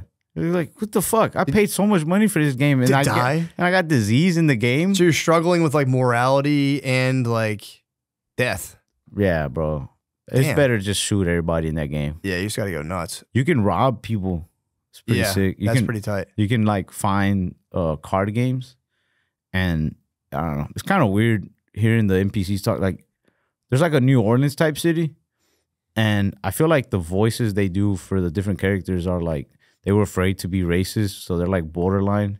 Yeah. Like it's like a Chinese immigrant, but It sounds like he grew up in New York, kind of. he like barely has like an accent. Yeah, that's like, kind of bullshit, man. If you're gonna do it, man. Fucking go all commit, in. bro. Yeah, go all in. Or like you ride your horse out and like there's like you go do missions for like some plantation owners, and I guess it's like post after the Civil War, so there's like no black workers out there. Really? Yeah, but I'm like, this is the South, and all these workers are white. Yeah, they didn't have the slaves in the game. They didn't have no slaves. There's black people in the game, but none of them are slaves. Freeman, yeah. We passed a cotton field recently. Me and my wife's black. We passed a cotton field going from here to like Houston, and she was like, "What is that growing?" I was like, and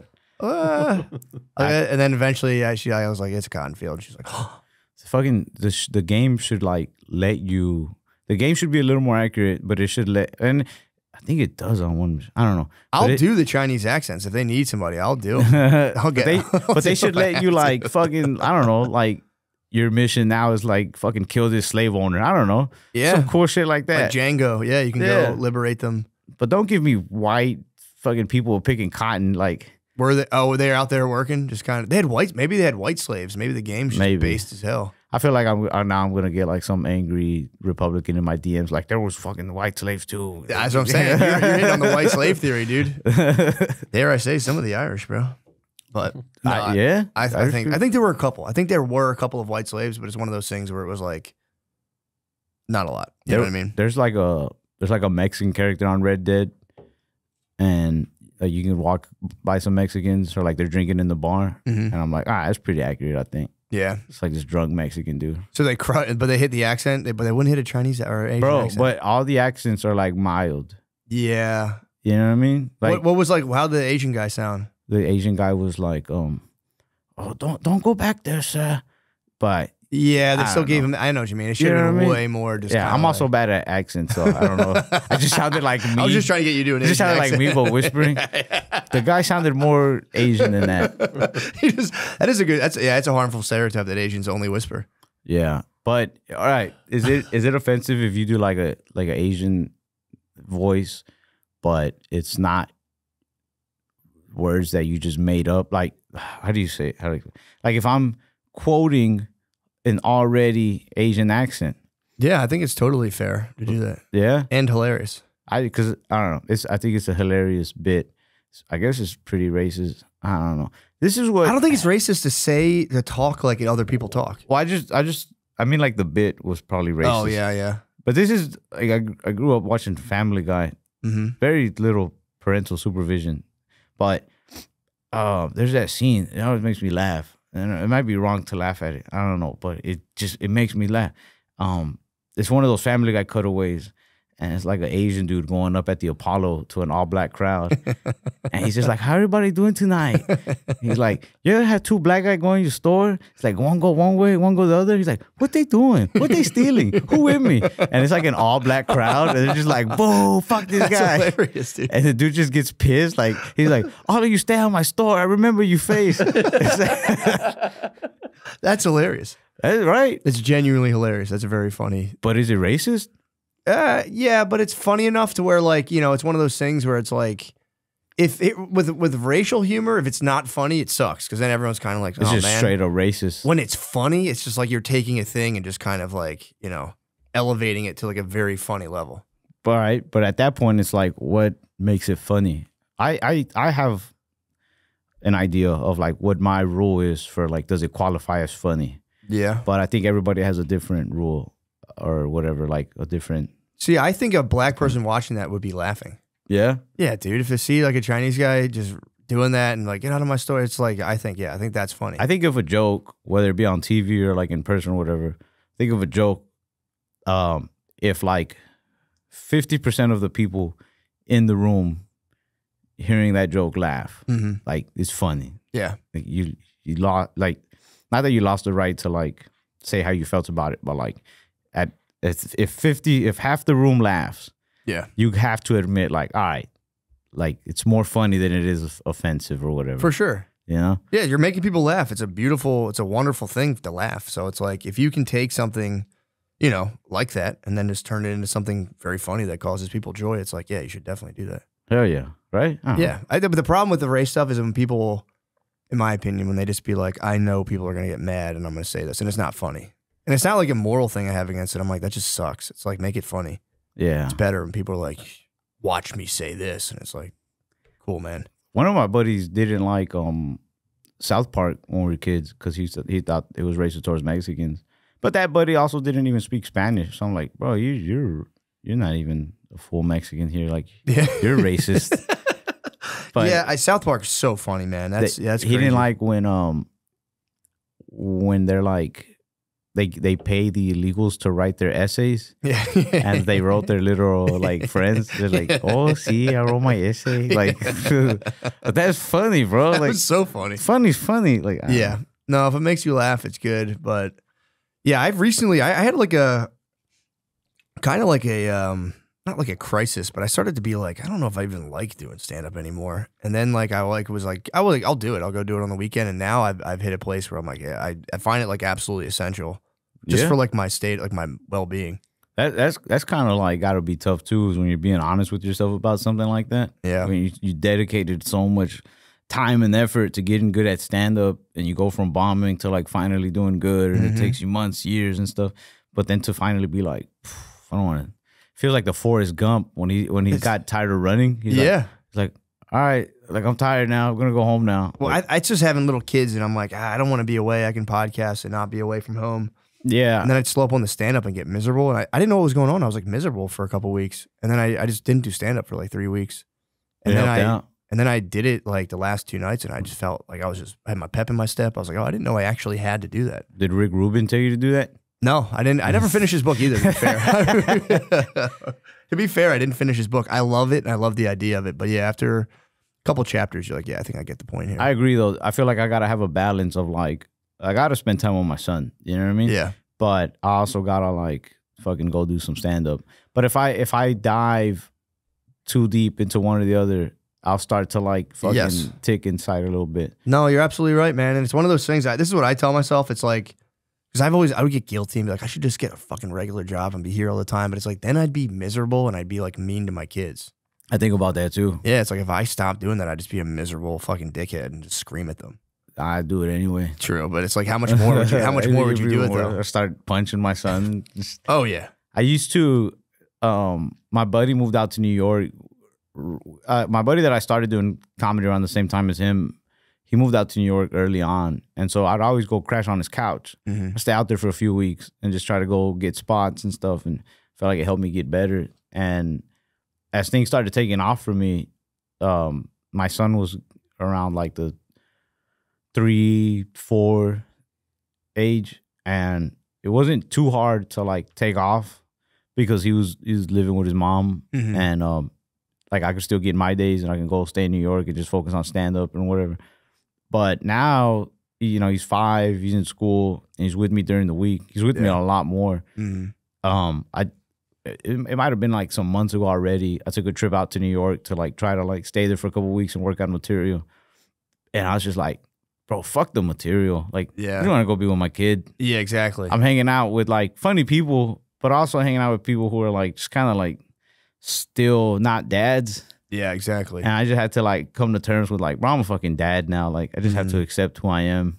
Yeah, it is a process, dude. Especially because I feel like stand-up, and I wonder if you feel this way. They're like, stand-up and having kids, it almost feels sometimes like diametric, like completely opposed, where you're like, it's like, yeah. But it is tough, like maintaining both of them. Because you're right, though. If you do all of one, if you're like, I'm not doing any of this shit, I'm just going to be, you know, a dad and focus on that. You do have to do both. But yeah, that like I try to tell people, I'm like, dude, getting away for a week is like a devastator on my kids, man. When I'm away for like the entire week, they're like, fucks them up. Bro, my son starts acting a donkey. Yeah, dude, dude, they get bad. He loses respect for everybody in the house. I know. My daughters get so bad. If I'm gone for more than 3 days, they like stop listening to their mom. It's pretty bad. Yeah, and then like they don't want to admit, my family or even his mom doesn't want to admit that it's like, you know, he misses me. Yeah, but that's what it is. Yeah, but you can't. You have to be what you are though. Because if you try to like become something totally different, have you ever tried in your life to be like, fuck stand up, I'm just gonna square up and get like my regular job? One time, I like quit for like a day. Yeah. I had like a good amount of little opening gigs here and there, local stuff, bar shows, and just was having a really stressful time, a lot of arguments, and just one day I just called everybody who I was gonna either open for or like whatever gigs I had locally, and I just canceled all of them. It's really dramatic. Just, I was gonna quit before I even really had like a start, you know. And write a Facebook post, be like, I'm no longer doing stand up anymore. I never got that gay. I know. But you see people do that. They formally quit stand up, and you're like, all right, man. That's dude, cool. if you, I don't know. For those. If you ever wrote a Facebook post about how you're quitting stand-up, you never really started stand-up, bro. Like, shut the fuck up. Like, I just like to let everybody know. It's like this. I'm not going to open mics anymore. But yeah, I just did that for like a day. But then the next day, I was just like, I called everybody back. I was like, hey, I'm sorry. I'm sorry. I quit for a day. Yeah, I want to come back. I tried for like months at a time, and I just would become miserable, man. I would like try to get jobs, and you feel like a fucking alien. And the longer you do stand up, like when you try to like work in an office, you just feel weird. And then it's sad because you go like, people are like, oh, you used to do stand up, and you're like, yeah. But did you purposely choose like the saddest possible job? It was like, all I could get. I couldn't get anything else. It was like I grew up doing construction, and then like I went to college, and then like I worked in an office. My dad was always like, get an office job. It's the shit. You're in the air conditioning. And then I got in an office, and I'm like, this is fucked. Did you ever work in an office before? It's fucked up, dude. Sounds boring. It's unbelievably boring. And it's everybody's doing nothing. I made it like, I think 4 months at one internship, and then I lasted 3 weeks in another office. And I have like a short experience with it. But dude, it's like, it's really fucked up. Everyone's doing nothing. Everyone's pretending to work. And then there's this like big hierarchy where you're getting like, I would get emails in all caps. They're like, to let them know they were mad at me. And I'd be like, the dude's like right there, and I'm like, "What the fuck is your like, problem? Yo, you got a problem, Joe?" Yeah, for real. I'd be like, "What the fuck is your?" But I did. I was at an office, and there was a guy. He was like a high up partner, and he like there was like this big dramatic thing where he broke away from like his other partners in this office, and his name was like Marissimo. He had like some name that was just in like I had to go to his Google email and delete. I think it was illegal. I think they wanted to delete proof of like something that they had. So I had to delete shit out of his email, but then I pulled up his Google chat, and I was like chatting up other people from the office as him. And my boss found out and sent me an email. So I was like, I hit up my I had like the big boss, and I had like my direct boss, and I hit him up. I'm like, what are you doing? He'd be like, hey, what's up, Marissimo? I'm like, bro, I got a bottle in my room. I'm kind of lonely if you want to chill. And then he thought it was funny. He told me like, yo, hit up this guy, hit up that guy. And then eventually my like the boss of the bosses found out and sent me the all caps like, do not use chat feature while using Marissa. It's fucked up, man. It's like there was a guy in there who would be like, I'm not going to talk to any of you unless you close a deal. And he would walk in he came in only once a week from New York. He wasn't going to talk to you? He wouldn't talk to you or acknowledge your presence. Unless you close the deal? Unless you close the deal. So if you said so like... you were rewarded with his presence? He sucked too. Yeah, he was such a dickhead. So like he would come in, and like the guy next to me was like, dude, I just want to like make a good impression and talk to him. And his sister also worked there. She was also like one of our bosses. And she was like, I can get like you like a face-to-face if you want. And the dude set it up, dude, through his sister. And the guy came into our office like, hey man, how you doing? It was like a shitty meet and greet. Yeah, dude, it was awkward. It was really fucking awkward. Yeah, dude, I'm telling you, office life, I have like a serious thing against it, and I think it like for real gives people brain damage. I never took advantage of like the, I guess, jobs I could have had. I always went to like work with illegals. Yeah. I had my first job when I was 12 at like, I was a dishwasher. My buddy's family had a restaurant. That dude over there. Oh, nice. And so we're just washing dishes and with his uncles and like working in the kitchen, you know? Yeah. So then I did that, or I'd go, my dad had a couple different businesses. He had a body shop. So I'd go sand cars in a shop where there was no like code requirements. Yeah, you can do whatever the fuck you want. Yeah. There's like pictures of naked ladies in mechanic shops. It's there like was that a far lot off. of, yeah, dude, it's like that far off. Then you go to an office and you're like, you think you can talk pussy with someone at work? Because that's how it is in construction. If you get pussy, you tell everyone. So I would go in and like tell my office mate, like, I got pussy last night. And then the lady who was like the boss would be like, you can't talk like that. All caps email coming your way. All caps email cooking one up, being like, you are not allowed to refrain from referring to the activities prior to the night. You're like, dude. I grew up around these types of jobs. So by the time I was of like working age, like 16, and I went to work at McDonald's, even that was too corporate for me. Yeah. They're like, I got to like talk to the fucking customers.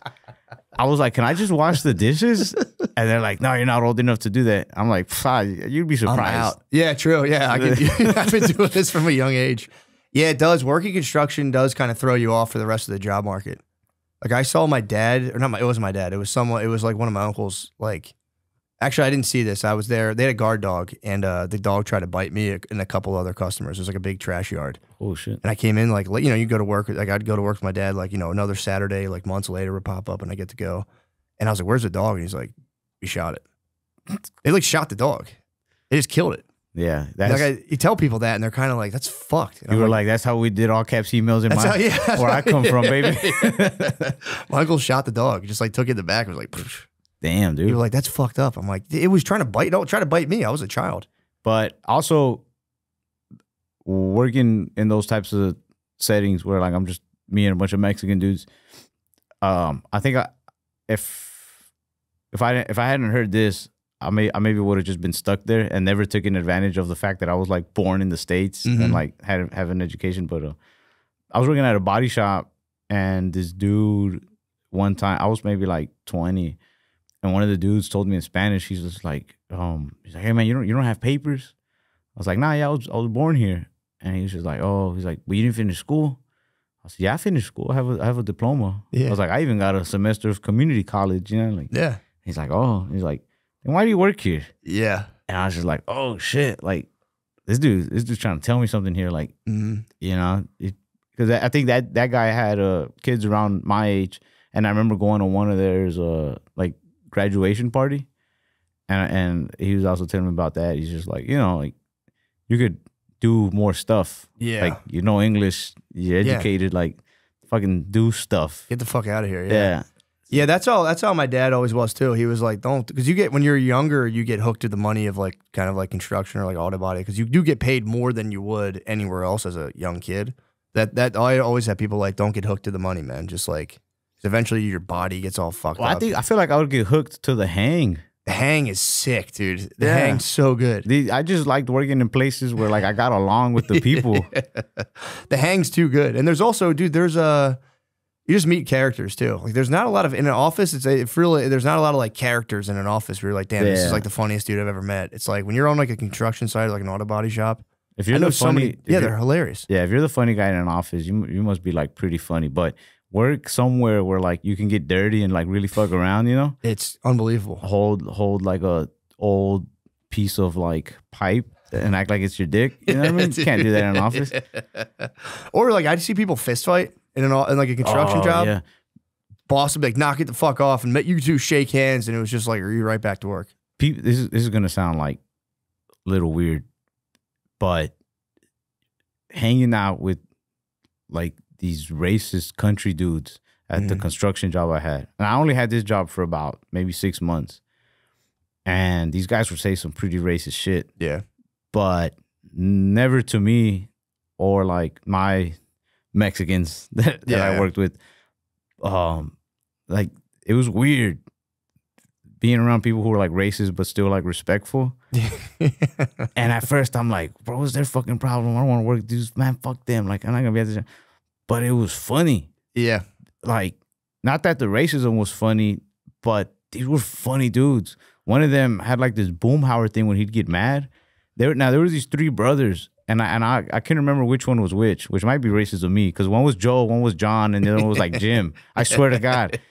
And I can't remember which one this one was, but he cussed the most, and he'd get mad because we got to a job site one day where they were supposed to be digging, looking for like some line, and they couldn't find it, and it was just like the hole should have been like a few feet over to their side, so we had to start digging there. And we were working under Joe that day, and I just remember him being mad. He's like, "Man, I get tired of this old chicken shit bullshit. Goddamn it, fucking bullshit. Goddamn, man." We're just like, "Oh shit, Joe's mad, bro. He's doing the Boomhauer thing." Another guy there, a young dude. He might have been around my age, or maybe a younger dude named Shannon. And the other dudes would get mad at him because he's like lazy. But that guy was hilarious. He was just, we were working at like a fucking like a steel some place where they have those big metal ovens. It's like metal. Oh, like a foundry where you're like, I don't even know if that's what it's called, but you like melt the steel down. Yeah, they're doing shit like that, right? Damn. So we'd go eat lunch outside, and there's all these people there, and they were really strict there. They're like, don't fuck around in front of the people who work there and all this shit. Like, and this dude Shannon would just walk by everybody with his ass out. It's just like hard hat, glasses, and he just pull his pants down and cover his dick with his hands. Like, we're just like, what the fuck? And Joe's brother was this dude, I think it was John, and I might be confusing them. It might have been the other way around, but John and Joe, he didn't cuss at all. Like, he would like try his best not to cuss, but it's just funny hearing him get mad at Shannon. Because he's just like, what the crud? What, dude? Put your butt back in your pants. And it's like, what the fuck? Like, I don't know. I always felt like there was a delicate ecosystem of like racism on construction sites where like everyone would kind of fuck with each other. But then if like somebody kind of crossed the line or was being like malicious, it would be like, dude, fucking get out of here. Because I would get cornered. So I was in the laborers union for a little bit. And in Philly, it's mostly, so the whole, like, to like paint the whole picture, my dad and his brothers did demolition. Then they did trash, and they started a demolition company. So in order to work for my dad, once like the union started bothering him, I had to join the union so I could work for my dad. So I was in the laborers union, but it was mostly like me and other all black guys doing that. But there was like everyone would fuck with each other. Like the white guys would say shit about this and that. But I would get like, there'd be another white laborer, and he would like corner me. I guess he didn't know like I was just working for my dad, and he would like take me aside and just be like, bro, these motherfuckers are animals. And he would go in like hard, and I'd be like, dude, fucking okay. Now I remember the day I realized I was working with like some real racist dude. Because at first I'm like, it can't all be like that, right? You know, maybe like just these couple guys here. I'm just like, fuck those guys. I don't want to be around them. Mm-hmm.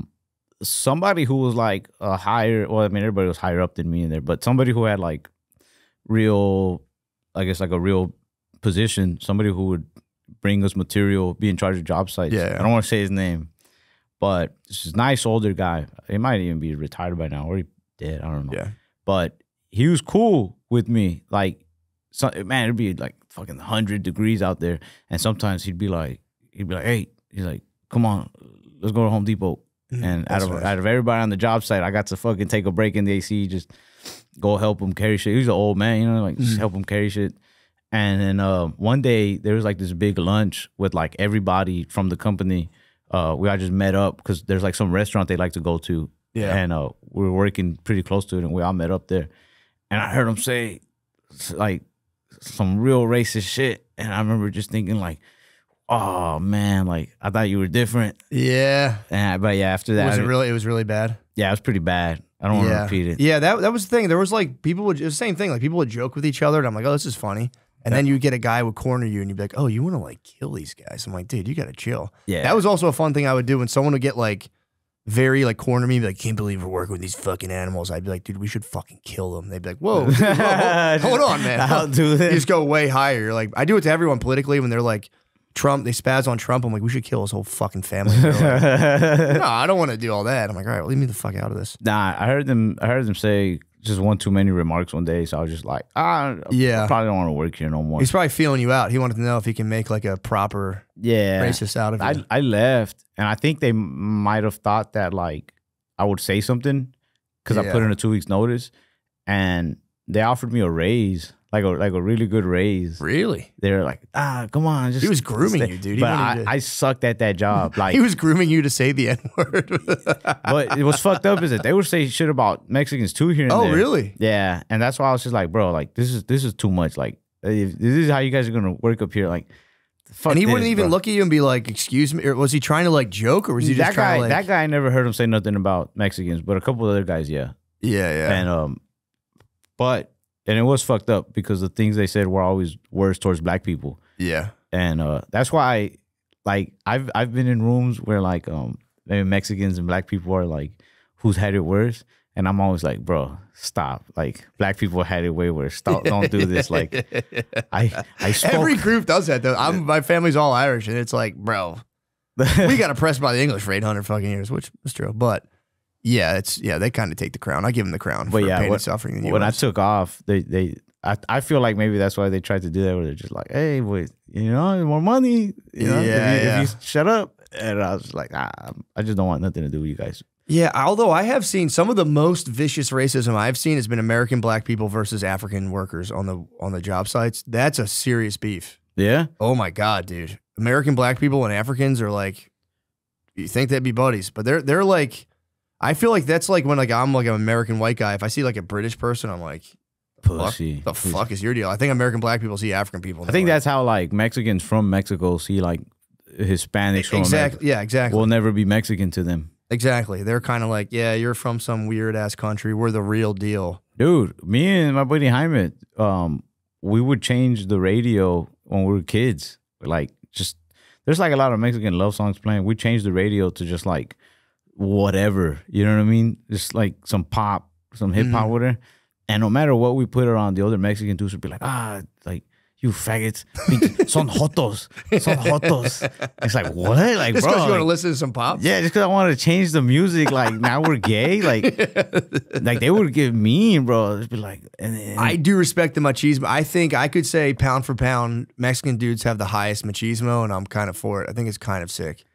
Man, but it sucks when you're the one getting like the fucking. Yeah, it's tough. It's oppressive. I've worked.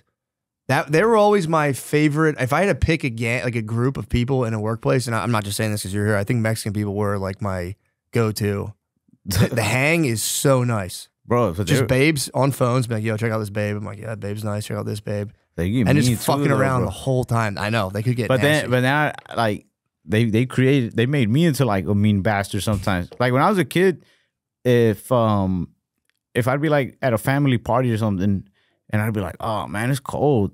Like my uncles, my grandpas would be like, eres mujer, you're a woman. It's like, don't be a woman. I was like, God damn, bro. I am cold though. It's like we're outside, bro. It's fucking. I see my breath. You know, like you're not supposed to acknowledge it. It's crazy. Yeah, they're fucking nuts, bro. But now I kind of do that too, where like, yeah, I travel with my buddies who do stand up with me or whatever. And I'll hear one of them complain about something. I'm just like, you fucking woman, you little bitch. Yeah, it is tight though. I do. I don't know. It just makes me laugh. It makes me. My buddy's like, bro, my dad just got cancer. I'm like, he's being a woman. You fucking bitch. Shut the fuck up. What are you gay? Joto. Yeah, well, shit, man. I think we're at an hour and 38, brother. I don't want to hold you up here all day. Where can people catch you? Do you have anything you want to plug, or you just? Man, I got tour dates. I just don't remember where, but for sure, follow me on Instagram at Ralph Barbosa03, or check out my website for tour dates at barbosacomedy.com. I think I'm pretty funny, so give me some money. Very funny, bro. Dude, I love your shit. I watch a lot of your clips online. I appreciate it, bro. Thank you so much. So thanks for doing this, dude. You're the man. Thanks for having me, man. All right, brother. Later, man. Yeah, later.